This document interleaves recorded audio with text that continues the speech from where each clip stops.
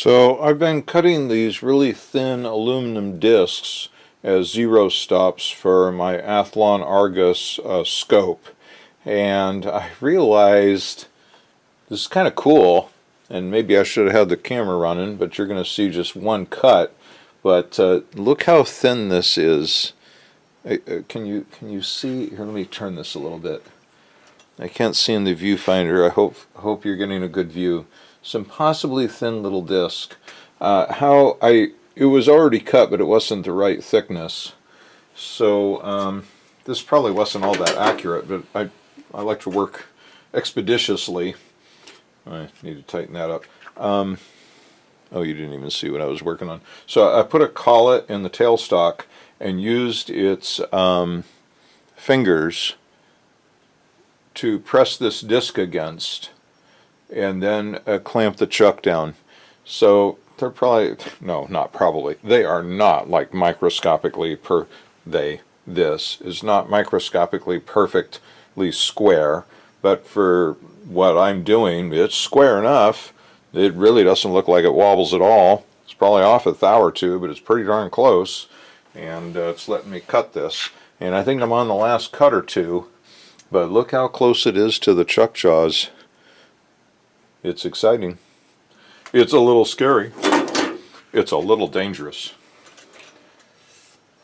Every non-COVID year at my Masonic Lodge, we hire this somewhat famous, I guess, Vegas-style magician. I think he does a lot of cruise ships kind of thing, but he's always on the schedule for December for our lodge to do a Christmas party magic show, mainly for the kids, of course, although he intersperses his magic show with adult level jokes. It's really a lot of fun. But his finale act is always this Rocky the Raccoon in a trash can, and Rocky the Raccoon he sneaks his way out of the can, and he's got to pick a card. And the magician asks the crowd of children, and it's not a crowd, it's like 15 or 20, do you want Rocky to find it the easy way or the dangerous way?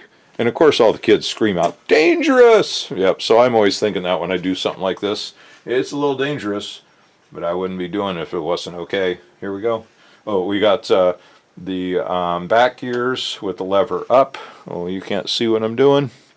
Here, back gears are lever up. I got a little cheat sheet on the wall up here. Tells me, oh, if I can adjust this. I think it's right up there underneath my trophy for field target, first place out of a season. Anyway, I got a little cheat sheet up there. Tells me that if I want to move the carriage or the cross slide one way or the other, which way this goes and which way the other lever goes. And anyway, this guy's up, the apron lever is down. The way I remember the apron lever is it's down towards it's a reverse mnemonic. Here, let me show you what I'm pointing at. This lever is down towards the apron in order to engage the cross slide. It's up towards the cross slide in order to engage the apron. So it's a reverse mnemonic, pretty easy to remember. And then the back gears are kind of similar. Anyway, here we go. We're going to just zero in on this and we're going to make a cut. Okay, clutch is off, power's on. Take a little bit of the backlash out of the gear and engage.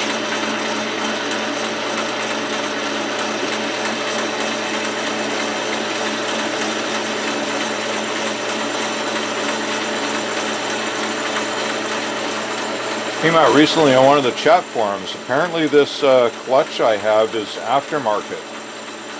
I like it, it's pretty. Somebody had painted it ugly yellow.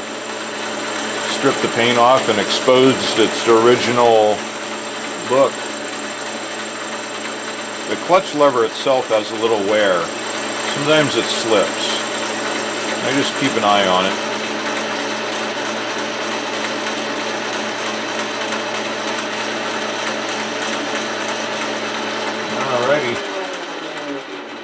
Pretty cool, huh? That is such a skinny piece. I cut a really teeny tiny piece recently for forearm screw cups, and it's fun getting so close. Anyway, I'm probably going to have to do 1 or 2 more passes. Let me get a measurement here.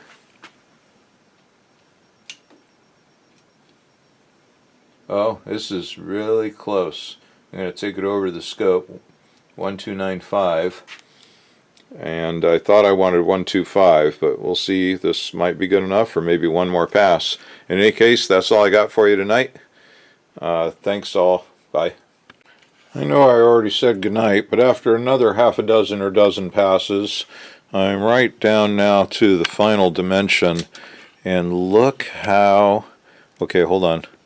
See if that camera on zoom gets a focus. Maybe it won't. Hold on. Be patient with me. We don't got some high quality equipment here. Oh, there we go. There we go. Look at that. Is that amazing? It's less than a tenth of an inch. It's a 0.999980, somewhere around there. Pretty cool, huh? Turn that right down to the nub. Alright, I'm really signing off now. I'll check in with you all real soon. I got a bunch of projects going on. Good night. Well, I'm doing some shaping on this HW30 stock that we put the recoil pad on yesterday. And I've done quite a bit, but I thought maybe I ought to turn the camera on for a few minutes because somebody out there might get value out of what I'm doing. So I got a piece of machine belt sandpaper here that's rolled up in a curl. I've got others like this one, this, and using this, also using a straight edge with a piece of machine belt paper on it, using 80 grit. And I'm just feeling around for lines that aren't smooth. Like if I run my thumb over this, I can feel there's a lump right there. So I'm just going to attack it like this. I'm using light pressure and keep moving it around so I don't make some new valley someplace instead of just taking out the hill. And it's important to keep feeling it with your fingers, because the fingers give your brain information that your eyes can't see.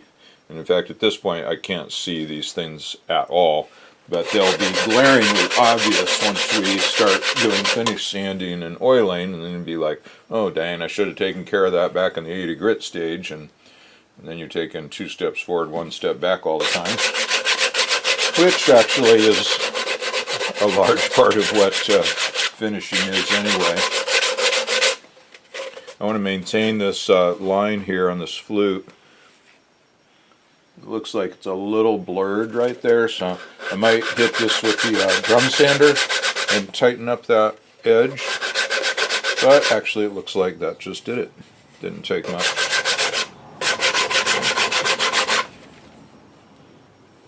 Yeah, I was feeling pretty good. Got a little hill there.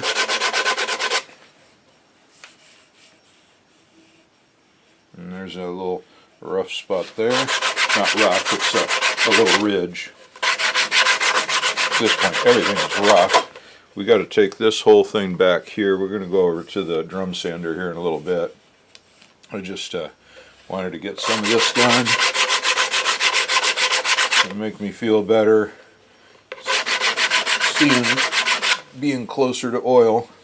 So I can't wait to put oil on this and start seeing how it's going to look. Yeah, that's good.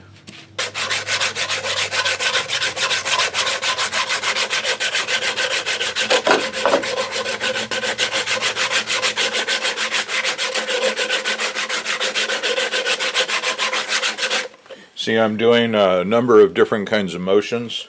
I'm working on different angles and not doing any one motion for very long. Oop, there's some stuff we can take care of. Oops. That was the wood rasp. A bunch of tools here stuck on a magnet strip. Lower them down a little bit, maybe I won't hit them so much. Love those magnet strips, use them all over the shop. Harbor Freight, which is now quite some distance from me.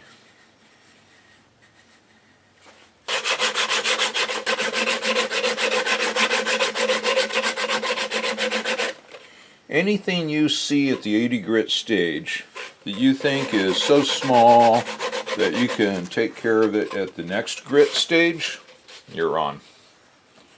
Pretty much at every stage of sanding, you have to take care of everything you see or feel at that stage. When you go to the next stage, you're going to uncover things that you couldn't see at the previous stage.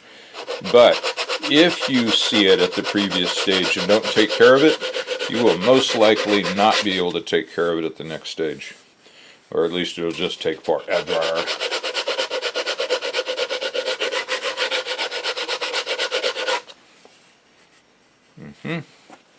Nice.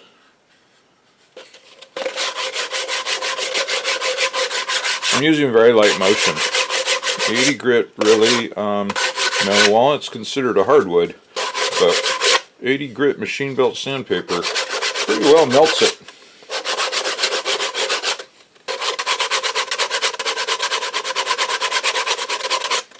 So now I got to work this edge. I don't know if you can see. Oh, let me get down here at your level. It's like a little imperfection to that curve right there.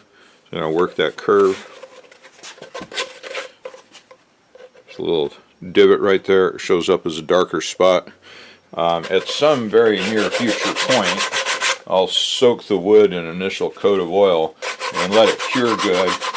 And then when we do a sand down of it, we're going to reveal a ton of little dark spots that don't get sanded because they're divots, and we just can't see them at this stage. But they'll be there.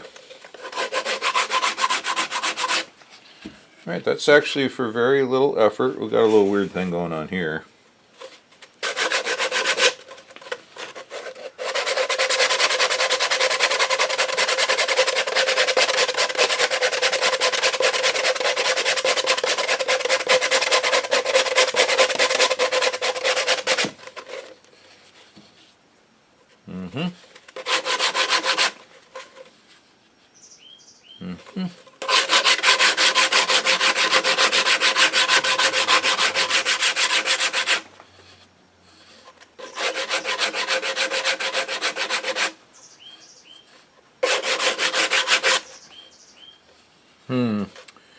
This stock has some really interesting color.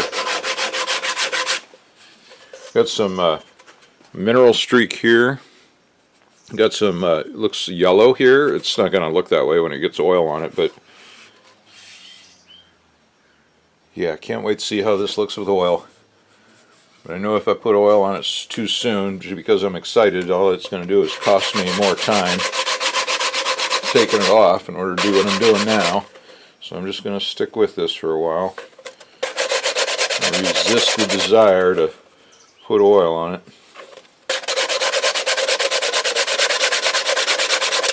Of course, it's not really oil. Call it oil. It kind of feels and looks like oil.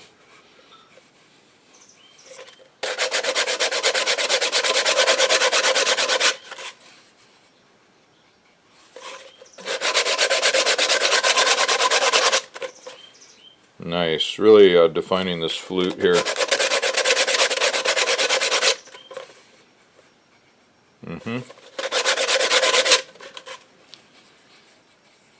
Yeah, this is great.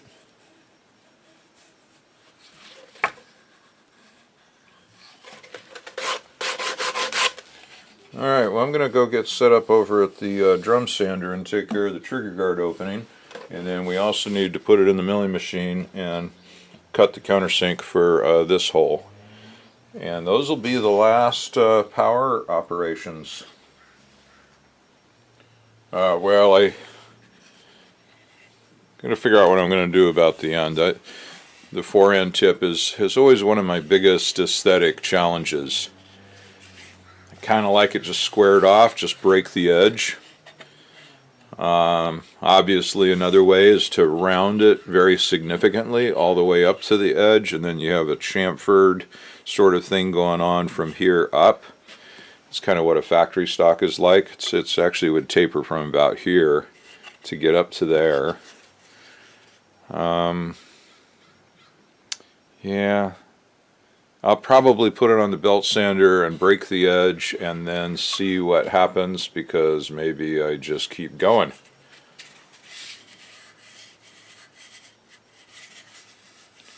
The shape feels good. Actually, when I put it back on the belt sander, I think I'll take a little bit off of this edge here, because I can feel it's not quite symmetrical with the other side, so it just needs a moment here to give it a little more roundedness. This side of the stock came out quite a bit fatter than the other side for some reason, so I had to do a lot of sanding on the belt sander to take it down. And I put a curve back into it, but I can enhance that a little bit. And then I also got a little bit of an edge there. Alright, well, I'm going to do drum sander, some more belt sanding, and poke that hole. And I'll check back in with you in a bit.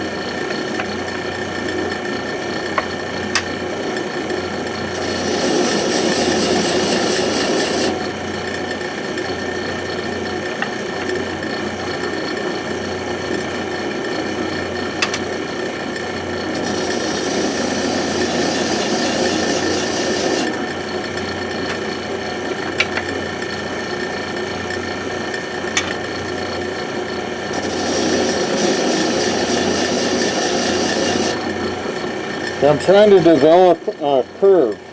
So I'm starting out with wide motions, and then, let me show you. I'm starting out with wide motions and then coming into the middle. And then check. Wide and in the middle, and check. I'm checking that the two sides are coming down at the same rate. And actually we're getting really close.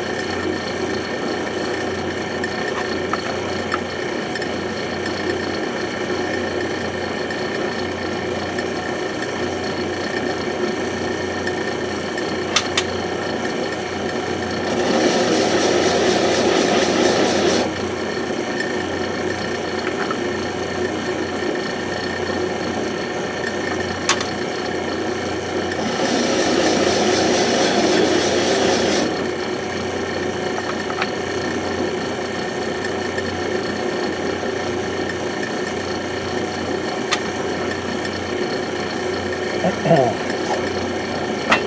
gotta reach past you here and grab this other trigger guard. One I'm using is a beat up one. So let me use this gun's exact guard. Not that they're any different.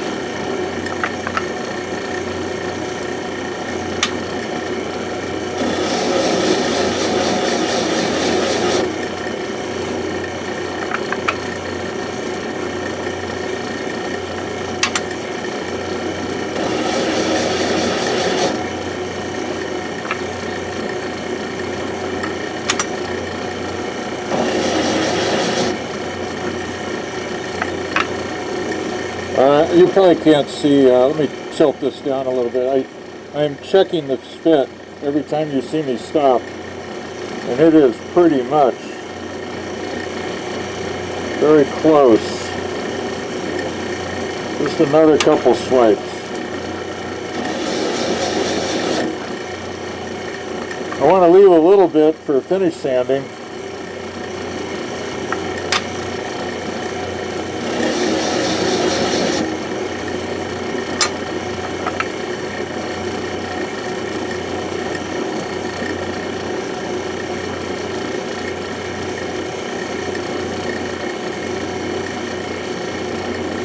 Well, I'm going to stop there. Good deal. Just has just a little bit, maybe 20 thou of material left for me to use for finish sanding. And we ought to end up with it right down to the metal. And now you've seen a ton of stocks out there where you get the metal showing like this. That's just really common. And it's just from, mass production, not paying attention. I see even custom stocks that way. Alright, whoops, sorry I'm making you dizzy. Okay, over to the milling machine.